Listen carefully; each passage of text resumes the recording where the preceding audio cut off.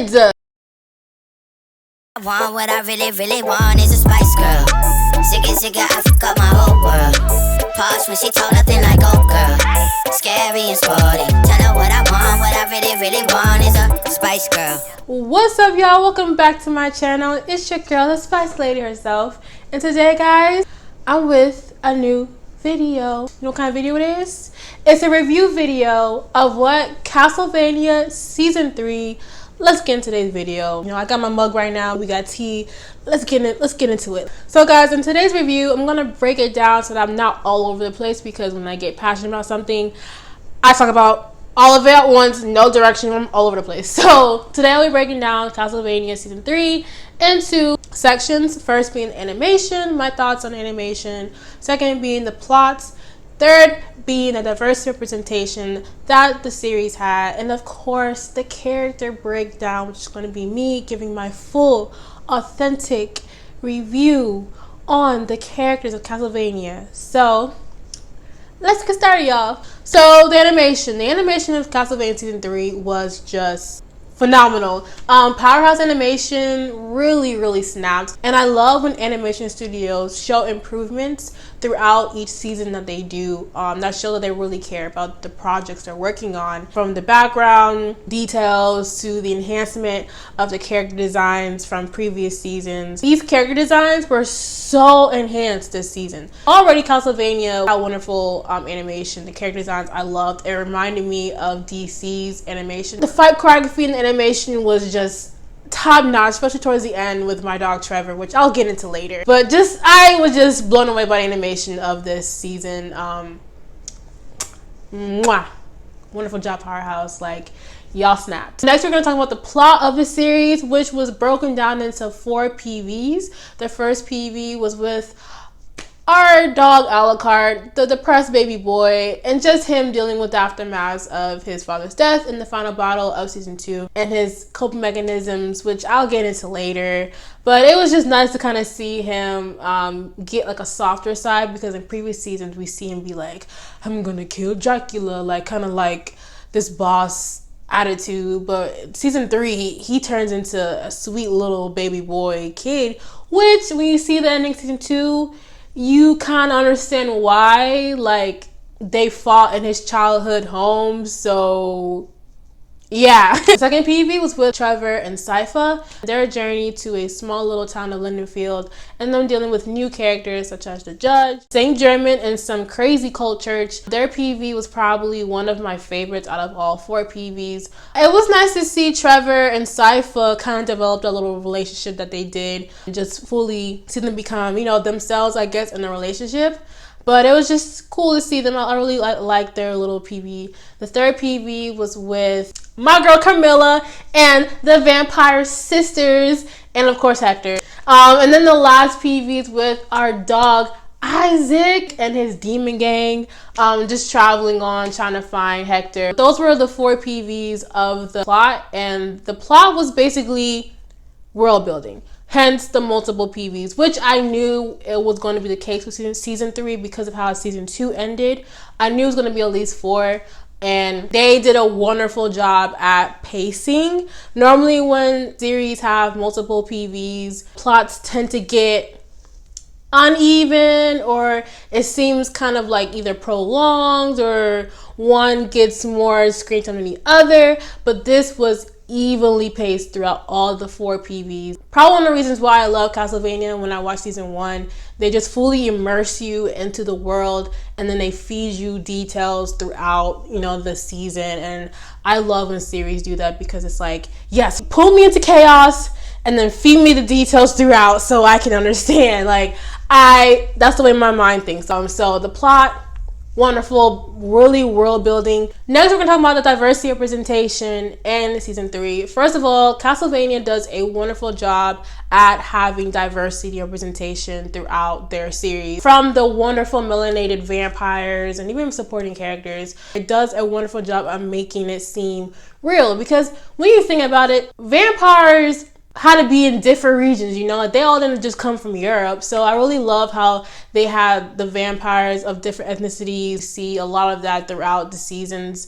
of Castlevania. They had a lot of melanated characters and a lot of like different people that you see in the world, you know, in this series. Because some animations think, oh, all black people are this shade of brown, you know, and then of course they got a light skin, so they're this shade of brown. But no, Castlevania did a wonderful job of picking the different browns and the different undertones and the different melanins of each of their characters. I fully love that because not a lot of cartoons animation do that for their POC characters, and I really did appreciate that with Castlevania and Powerhouse doing that.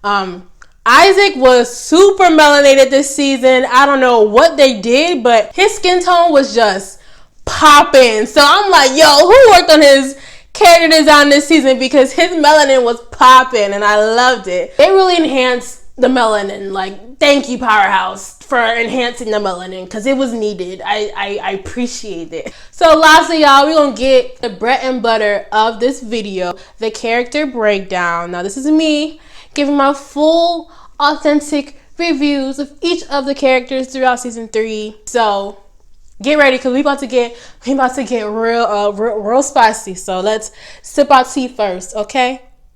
I'm starting with Sypha and Trevor. Can we just give a round of applause for Sypha? Because Sypha really came into her own in this season. Because I even said in the previous podcast, which you can check out in the link down below. But I even said about in the podcast, I was like, Sypha was kind of like in season 1 and 2. Like, she could fight, don't get me wrong. She's a talented magician, don't get me wrong. She just is talented. But I feel like her character personality was lacking. And it was easy for her to get kind of thrown in the back at times. And I think that's why they had her be like the voice of reason out of the 3. But even when she was doing that, there was too much stuff surrounding the situation to where it's like she didn't really have time to like fully shine. But season 3, sis went off. She went off. You just saw her shine a lot in the PV with her and Trevor. And the voice actor, Alejandra Reynoso, she did a wonderful job. Gotta give her kudos. Amazing job. But Sypha really took off. She did her thing, but she also learned a lesson. Kind of see that towards the end of their PV, how she kind of realizes like, oh, it's not all shits and giggles all the time. Like, people die out here in these streets. So it's just nice to see her having that, but also see her personality come to life. Trevor, perfect. Loved him. I always loved Trevor's like grudged like personality, but you kind of see him get a little lighthearted because of him and Sypha's new relationship. You really see him, get a little more caring, see his true personality come out instead of him just being all grugged all the time. He really came to in his fighting. Because if you notice in season 1 and 2, he was kind of clumsy in his fighting because he's always drunk. But, it just seemed to be like really rusty in his fighting moves. But season 3, you saw him come to, like, homie was more confident in himself. I just love Sypha and Trevor. They're definitely relationship goals. I was like, okay, they're cute, whatever. Like, I really enjoyed their PV because of that dynamic that they had. And their dialogue was just so funny. First of all, the dialogue throughout the whole season was amazing. I loved it. It was so natural. It wasn't like that fake deep dialogue. It was like full authentic, pausing to understand something and like coming back to like real natural dialogue, which is hard to do, but when it is done right, it's beautiful to watch because that adds on to the realism of the show and thus more relatability to the characters. Next, we're gonna go into the supporting characters of Trevor and Sypha. So I guess we're gonna talk about Judge. See, I knew that Judge was doing something that he was supposed to do, as all leaders of small villages like that do.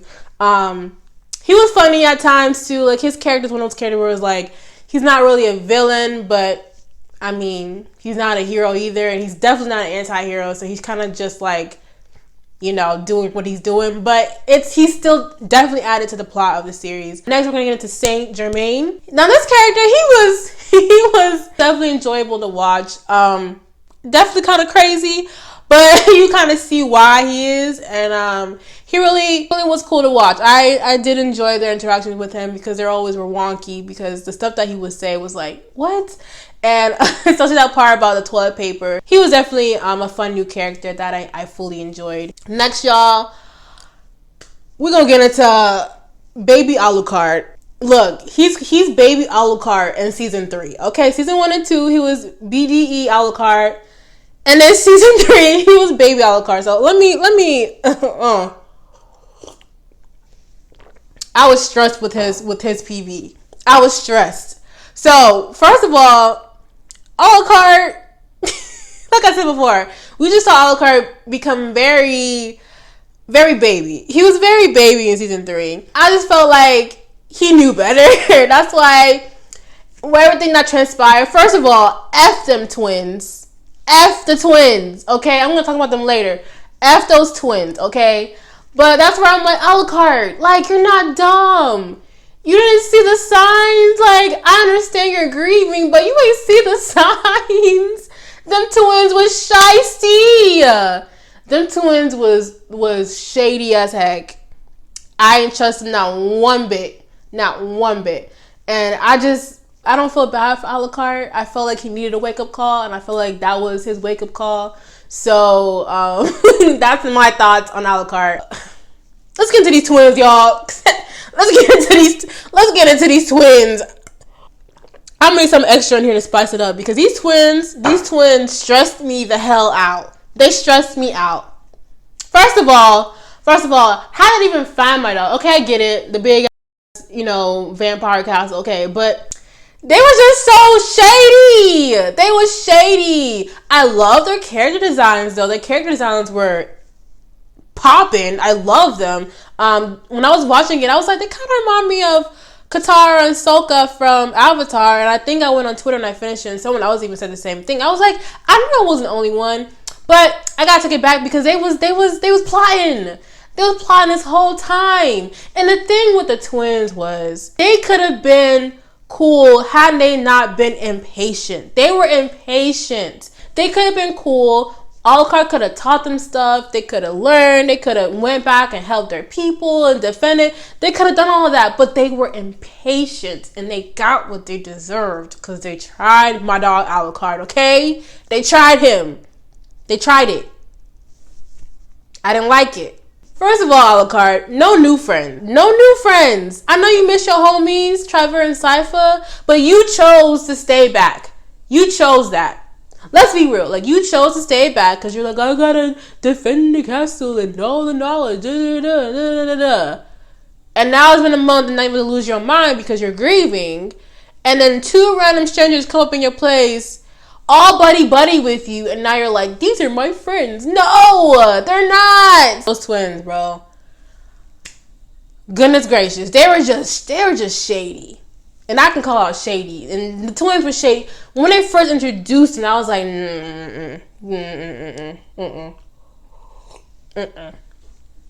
nope. And then how they got all friendly with him when they were fighting, rolling around in like the freaking leaves and stuff. Like, you don't know them kids. You don't know them, Alucard. You don't know them. They don't know you. But you teaching them magic and stuff and just have access to all of Trevor's family's knowledge. Then they had a nerve to get mad. It's like, oh, you're not telling the truth. You're not showing us the whole castle. How about because I don't want to show you those places that are personal to my life? You don't know me. Moving on, because I can talk about the twins. We're not. I can talk about the twins for God knows how long in Alucard and how he should have handled that situation better. But he was grieving. He needed a wake up call. That was a wake up call. And now he back. So the next PV, which is with my boss chick, Carmella, and her vampire sisters. I loved these characters.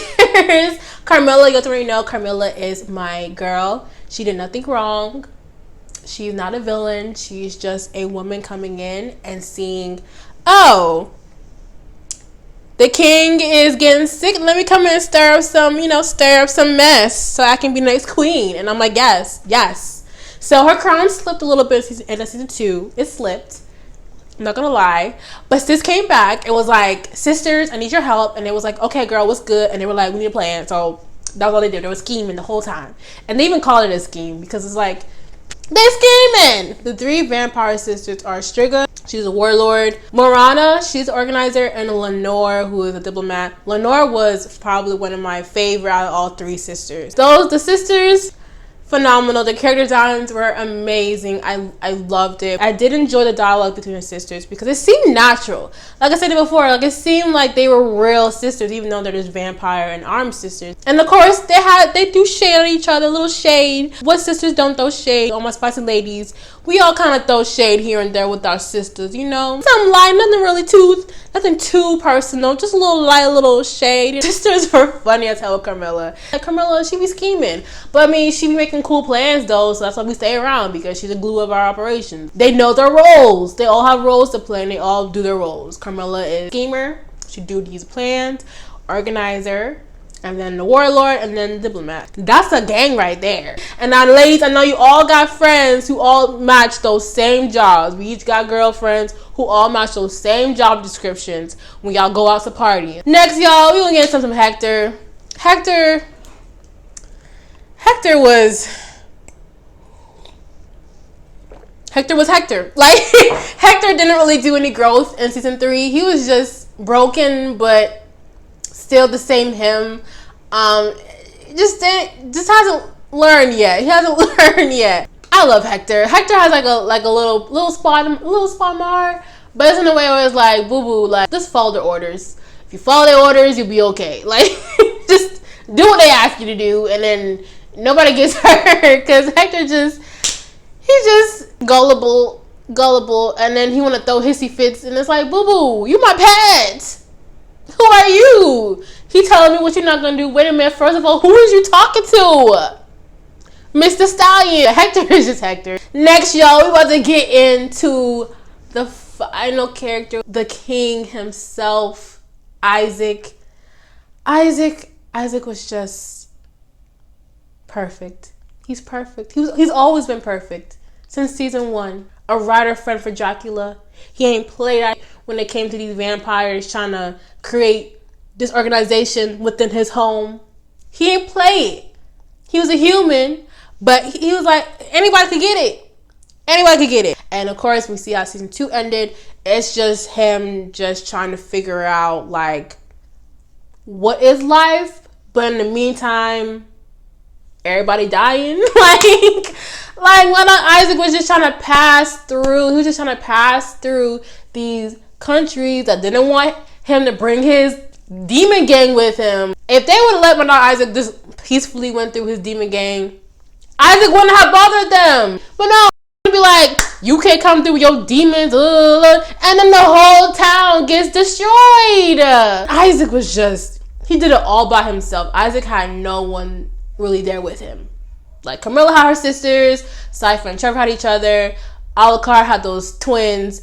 Isaac had himself and his demons. He did it all by himself. Melanin poppin'. What's it gonna do to get some Isaac Funko Pops out here? Hello? I need them today. But what I loved about Isaac was that he was trying to grow, because every time he would meet humans, one human would treat him with kindness, but then like a group of humans would be like, you ain't coming through here. So it was really messing with his ideals, especially with what happened with Dracula. It's been him dealing with like humans can show kindness, but then when I show kindness to them first, they want to like fight me. So it's just him trying to understand that, and that's why I really like the captain, another melanated brother in the show. Isaac brought up his demons. He was like, hey, yo, what up? Yo, y'all wanna ride? Like, he was unfazed. He was mean Isaac with his energy, and I loved that. And then even when they had a little moment in the cabin where him just talking about like Isaac wanna be like, I'm done with humanity, they all need to die, and he's like, yeah, you're right, humans ain't shit, but there are some good ones out there, and you seem like a good guy yourself, so how about you just teach them how to be cool? How about that? Like, it's just me and Isaac at his level, and I love when that happens, because it's like Isaac isn't completely chaotic. Like, he has good in him still. It's just he's been hurt, and he over the BS. And I think we all can relate to that. When you be over the BS, you be over the BS. And there's sometimes where it's like a nice thing will happen to where you're like, well, maybe I should change. Maybe I should try to understand people. And then when you try, same result as last time. And it's like, this is why I was over the BS. And this literally was Isaac. Every time a human showed him kindness, every time, he would try and be like, maybe I should be nice to humans. And then they would come at him and then he'd be like, y'all rude. That's realistic. That makes the character real, and that's what makes it relatable to us, because it's like, wow, I think we all can relate to that, because it's a tough world out here, man.